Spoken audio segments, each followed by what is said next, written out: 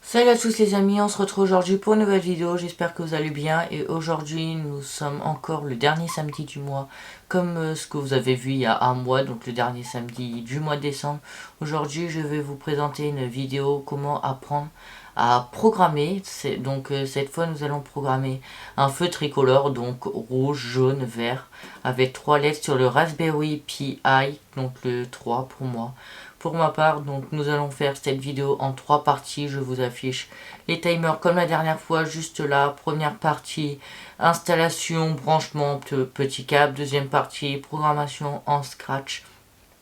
Excusez-moi. Et pour la troisième partie, nous allons faire une programmation en Python, donc en ligne de code un peu plus complète.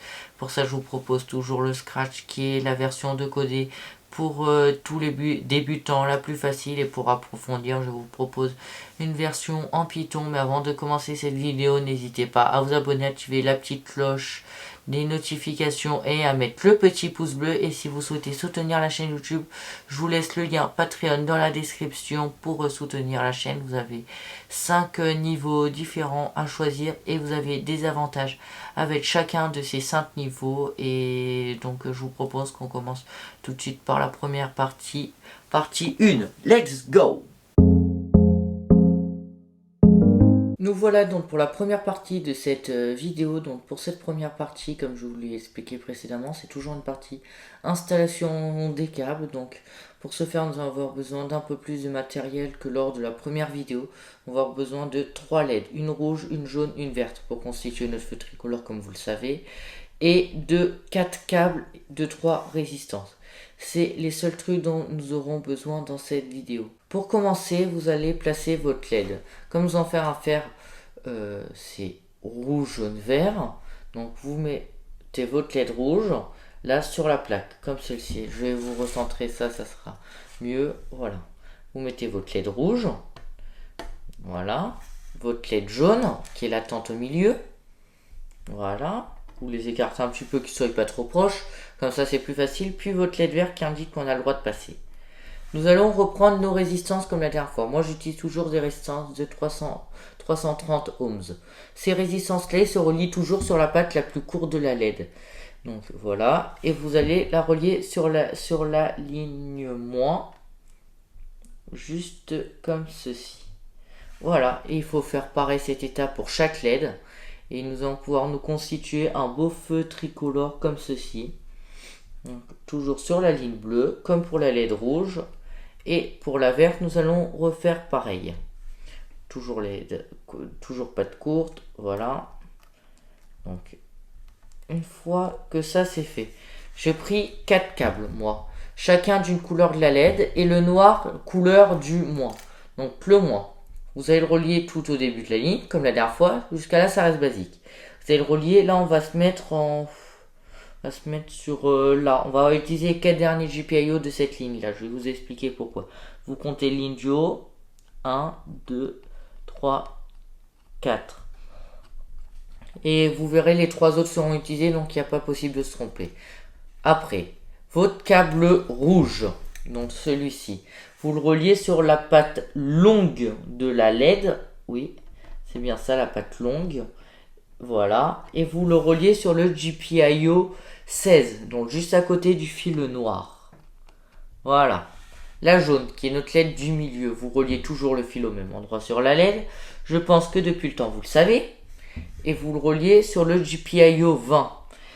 Toujours, si vous avez un petit papier, toujours regardez sur la partie BCM. Donc le BCM, c'est ce qu'on sert nous, et nous on utilise ces 4 derniers là. Le 16, le 20 et le 21. Et pour la LED verte, nous allons reproduire encore une fois cette étape. Patte longue, voilà, je mets et je remets de l'autre côté, et comme ça c'est fait. Nous allons juste vérifier que toutes les câbles sont bien reliés, les résistances bien mises, les LED bien enfoncées, voilà, et le câble noir qui est bien sur un GND pour qu'il y ait un plus et un moins pour chaque LED. Le moins, c'est pas grave s'il est commun. On pourrait bien différentiellement sur tous les GND de notre micro-ordinateur, mais ça c'est pas important. Le plus important c'est que chaque LED ait son propre output, comme c'est une sortie, la LED comme ça est clair, pour qu'on puisse les allumer à différents moments. Et là je vous ai tout montré, donc maintenant vous allez pouvoir allumer votre ordinateur. Et moi je vous dis à tout de suite pour la deuxième partie, donc partie 2. Donc pour cette deuxième partie de la vidéo, nous allons faire le programme en Scratch, donc toujours sur le Raspi. Vous allez vous connecter soit sur votre écran, soit via un VNC Viewer et pas en SSH au play. Comme sinon là il va falloir aller voir la troisième partie où je vous mets le timer juste là pour faire du Python si vous loguez en SSH pour que ça fonctionne. Donc allez, affichage, tournage, tac, voilà. Donc là, vous voyez mon écran d'ordinateur. Je vous ai préparé le programme avant. Donc comme d'habitude, comme la dernière fois, si vous n'avez pas vu la vidéo, que je vous l'ai remis, je vous mets le lien dans la description et vous l'avez eu en fiche en début de vidéo dans tous les cas. Donc pour commencer, vous allez mettre quand on presse Start. Donc quand c'est le début du programme. Bon, pour lancer, il faut appuyer là et pour stop, il faut appuyer là. Juste après, on va faire une boucle répétée infiniment. Donc, vous allez allumer le GPIO 16, qui est votre LED rouge. Vous mettez Output is high. Donc, sur Output, vous envoyez 1. Je vous réexplique la boucle de courant. Là, vous avez votre boucle, elle est ouverte, donc vous avez des 0. Là, si vous avez 1, c'est-à-dire que le courant peut passer et la LED est allumée. 0, 1, voilà, vous avez compris. Donc, is high, donc la boucle est fermée. Après, on attend 2 secondes pour laisser 2 secondes notre lampe allumée. Là, après avoir attendu 2 secondes, c'est le GPIO 16 output low. Là, vous allez éteindre votre GPIO 16, vous coupez le courant. Donc la LED va s'éteindre. Juste après, la LED jaune, donc le GPIO 20, va s'allumer. Nous allons attendre 2 secondes sur la LED jaune à s'éteindre. Donc toujours la même étape. Là, après, une fois qu'elle est éteinte, nous allons allumer la 21. Donc on envoie du courant. Après, vous faites attendre 2 secondes, c'est le GPIO 21 is low. Et là, une fois que vous êtes arrivé là, vous recommencez jusqu'à l'infini. Et le programme est aussi facile que ça. Donc cette partie-là, on n'y touche toujours pas. Le lutin, vous pourrez totalement le virer.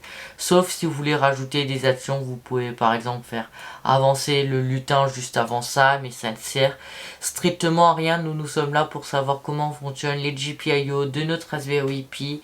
Et c'est bien tout hein, pour cette partie-là. C'est aussi facile que ça. Donc moi, je vous dis à tout de suite pour la partie 3. Let's go, partie 3. Juste avant que nous passons à la partie 3, nous allons vérifier que cette partie du programme fonctionne. Donc pour ce faire, je vais lancer le programme. J'ai toujours un écran là-bas, donc je regarde.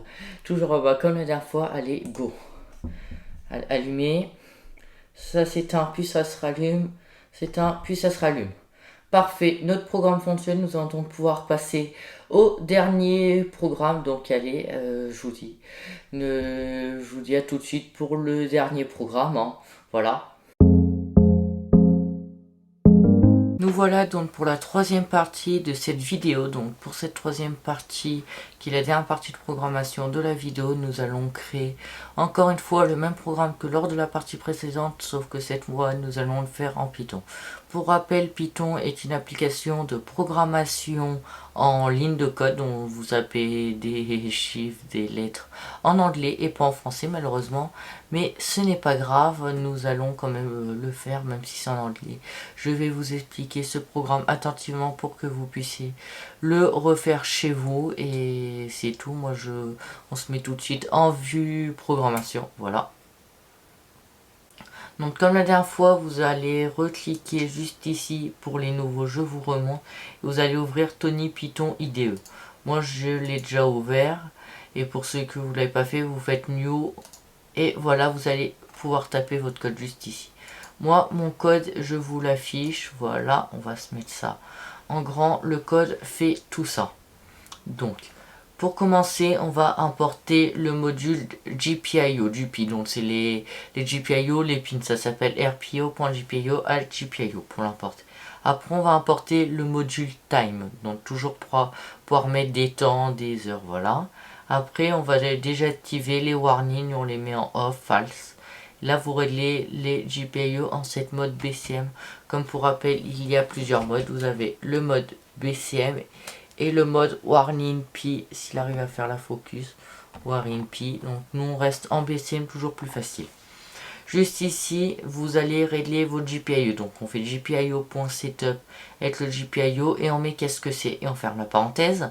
Donc nous, GPIO output, comme il est branché en sortie, sur input, c'est pour les capteurs, les interrupteurs, tout ce qui envoie des informations. Tout ce qui doit recevoir pour actionner quelque chose, donc les actionneurs se branchent en sortie. Là, moi, ce que j'ai mis en gris clair, j'espère que vous le voyez bien, c'est LED rouge. Donc, j'ai mis un commentaire et ça a choisi la couleur tout seul avec le double slash. C'est je sais pas, la touche qui est juste en dessous du 3. Si vous faites Alt Green 3 sur Windows, ça met ça comme symbole. Je sais jamais comment ça s'appelle. Et je l'ai reproduit 3 fois pour régler nos 3 LED. Et là, je sais quelle couleur c'est. Là, on va recréer une boucle infinie. On va écrire while true 2 points. Là, on va afficher le compteur. Donc, comme il y a plusieurs lettres qui vont s'afficher, on fait print compteur. Donc, print, c'est afficher compteur. Ça va nous servir après. Là, on fait un if. Donc, si compteur 3, donc compteur maximum, ça fait compteur plus 1. On rajoute 1. Donc, time slip, attendre 2 secondes. Donc, à chaque fois, juste là, vous avez 0, 1, 2, 3. Donc 0, tout est éteint, toutes les LED sont éteintes, normal. À partir de 1, on commence à allumer une LED. Donc ici, je vous explique. GPIO.output c'est 0, donc je vous expliqué juste avant, 0 et 1. Si vous avez 0, c'est ouvert, le courant ne peut pas passer. Si vous avez un 1, le courant passe et votre boucle de courant est créée. Donc voilà, et là on met LED rouge éteinte, 0 pour pas de courant, ils sont tous éteints. Et on a mis compteur bien sûr 0. Là, ça fait compteur plus 1, donc on est à compteur 1. GPIO 16, 1. Donc là, s'il y a 1, c'est-à-dire qu'on allume notre LED. Donc là, LED rouge allumé. Et les deux autres sont toujours éteintes parce que le but, c'est que chaque LED soit allumée une par une. Comme ça, ça fait un feu qui fonctionne bien, qui laisse passer les voitures ou ce que vous voulez. J'ai pris l'exemple d'un feu tricolore, feu rouge, jaune, vert, comme ce qu'on a sur la route. Et là, c'est éteint. Donc cette fois, on éteint la première. Et on allume la deuxième et la troisième est toujours éteinte. Donc cette fois, il n'y a que la LED jaune qui est allumée, orange, jaune. Donc il faut faire attention, on est censé s'arrêter. Je ne connais pas mon code de la route, je ne l'ai pas encore. Donc si je me trompe, corrigez-moi dans l'espace des commentaires juste en dessous. Et donc là, le vert est toujours éteint parce qu'on n'a pas le droit de passer. C'est encore. Et là, GPIO output éteint, le rouge éteint, jaune éteint, vert allumé. Donc cette fois, les voitures peuvent passer. Et on a toujours nos commentaires pour expliquer pourquoi. Et tout ça, vous voyez bien que c'est légèrement décalé. C'est dans la boucle. Là, si je me mets ici, je suis dans la boucle. Voilà. Par contre, si je fais reculer, là, je suis plus dans la boucle. Donc, si je mets un if quelque chose, il sera fait après la boucle. Donc ou en parallèle, en même temps, comme la boucle, c'est une boucle infinie. Je ne sais pas exactement ce qui se passe, il faudrait que je regarde, il faudrait que j'essaye. Si vous voulez savoir, dites-moi dans les commentaires et je ferai un test pour vous y répondre. Donc c'est aussi facile que ça, on se retrouve en bas comme juste avant, après le programme, à côté du pi, et on va tester le programme. Donc moi je vous dis à tout de suite. Nous allons donc maintenant tester notre dernier programme en Python cette fois. Et donc j'espère que la partie programmation vous a plu juste avant, pas trop ennuyante. Donc je vais lancer le programme pour qu'on vérifie si les 5 minutes que nous avons passé à programmer, que moi j'ai passé plus, mais 5 minutes que j'ai passé à vous expliquer et vous sûrement plus longtemps le temps de mettre en pause et tout recopier, ça fonctionne bien. Donc moi je vous propose qu'on lance le programme le plus vite possible, comme ça on sera tous libres, on pourra tous aller faire nos activités favorites après avoir passé un petit cours de un quart d'heure ensemble à apprendre à programmer. Allez, je lance. Voilà, ça s'allume. Ça s'allume. Ça s'allume. On voit bien que la verte est moins puissante que les deux autres par contre. Bon, c'est cool, notre programme fonctionne. Et moi je vous dis qu'on se retrouve dans le studio pour finir la fin de cette vidéo. Allez, à tout de suite les amis. Merci à vous d'avoir regardé cette vidéo. Je sais qu'elle est toujours un peu longue, mais bon, je peux pas faire autrement. Le but c'est que je vous explique le programme, je vous partage ma passion et que vous puissiez le reproduire après. Donc j'essaye de faire au plus vite, mais ça prend un peu de temps d'apprendre à programmer. C'est pour ça que je vous propose différents épisodes, un par mois, comme ça me laisse le temps. À moi de les préparer sans être débordé et d'apprendre pour ce que je ne sais pas faire, comme je suis aussi en train d'apprendre. De façon, dans ces domaines-là, on apprend toujours, comme en photo, vidéo. C'est des trucs où il faudra toujours apprendre, comme dans plein de métiers différents. On évolue au fil des années. Donc j'espère vraiment que cette vidéo vous a plu. Si vous souhaitez soutenir la chaîne, je vous laisse le lien Patreon dans la description, juste en dessous. Donc ça vous permet de soutenir la chaîne. Vous avez 5 choix différents et toutes les personnes qui soutiennent la chaîne. Donc je vous le rappelle, même si vous le savez déjà, comme je vous ai mis une vidéo pour vous informer lors de la première vidéo sur ça qui est sorti le 25 décembre, mais vous avez déjà dû la voir. Mais vous pourrez accéder aux vidéos en privé. Vous avez un Discord et des accès avec des parties rien que pour vous, pour chaque niveau d'utilisateur. Donc voilà, je ferme la parenthèse sur ça. Sinon, n'hésitez pas à me suivre sur mon compte Instagram qui s'affiche juste là à l'écran. Donc voilà. Et n'hésitez pas à liker, commenter, partager cette vidéo pour qu'elle soit vue par un maximum de monde et qu'un maximum de monde sache coder, comme de nos jours, apprendre à coder, faire de la programmation, c'est un peu la base, c'est la base de la robotique. Après l'hardware, le développement, les câbles, les actionneurs, les moteurs, etc. d'un robot, il y a bien une partie de programmation et c'est aider des personnes comme nous que nous pourrons faire évoluer la technologie, créer, réinventer, etc. Donc voilà, moi je vous souhaite une bonne journée, une bonne soirée ou une bonne après-midi, par rapport à quel moment vous regardez cette vidéo. Et c'était Aïté de salut, bye bye.